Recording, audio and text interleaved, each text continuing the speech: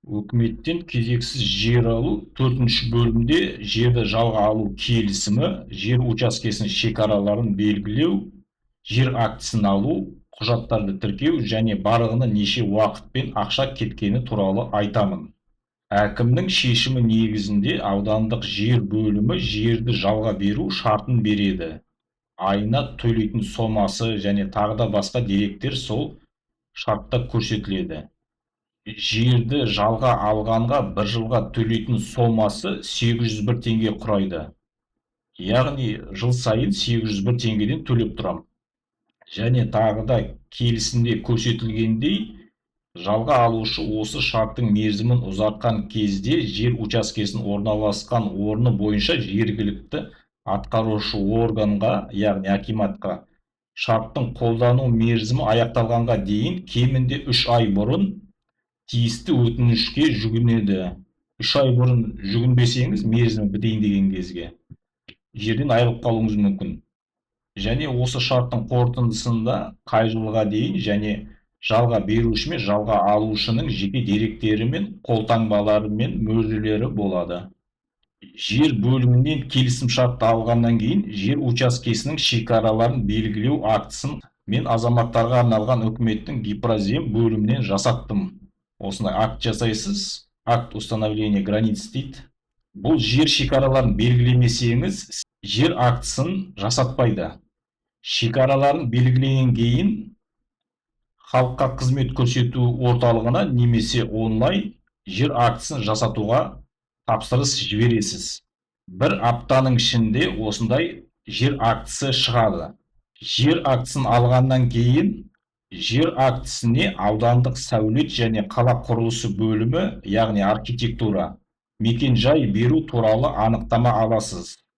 Архитектурадан анықтаманы алғаннан кейін халыққа қызмет көрсету орталығында мекен-жайды өзгерту туралы арыз жазып, мемлекеттік базада жердің мекен-жайын өзгертесіз. Яғни жер алған кезде оның мекен-жайы болмайды. Мекен-жайды өзгерткеннен кейін сол халыққа қызмет көрсету орталығында соңғы этап жерді жалға беру туралы шарты және әкімнің жер беру туралы шешімін тіркейсіз. Ол 1-3 күн құрайды. 3 күннен кейін барлық құжаттарды аласыз, жер сіздікі, және жалға алғаныңыз үшін 801 теңге төлеу керексіз. Ал енді осы 2025 жылы осы жерді жалға алу үшін неше ақша кетті? 33.799 теңге жерге орналастыру жобасына кетті. 19.739 теңге далалық жұмыстарға, 9.934 теңге жер актісін жасатуға, 22.795 теңге жер учаскесінің шекараларын белгілеуге, және соңғы төлегенім 1345 теңге жалға беру шарты мен әкімнің шешімін тіркедім. Жалпы алғанда 2025 жылы барлығына 87.612 теңге кетті. 2026 жылы шамамен 96.000 теңге кетуі мүмкін. Альбомдық нұсқасын Қуат Асетұлы YouTube арнасында көруге болады.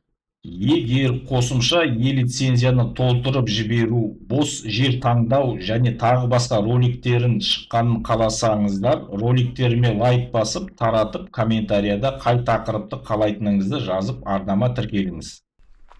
Рақымжан Қошқарбаев ауылында мекеменің жерім. Бұл жерде бір бұрышы және екіншісі былай 25 метр.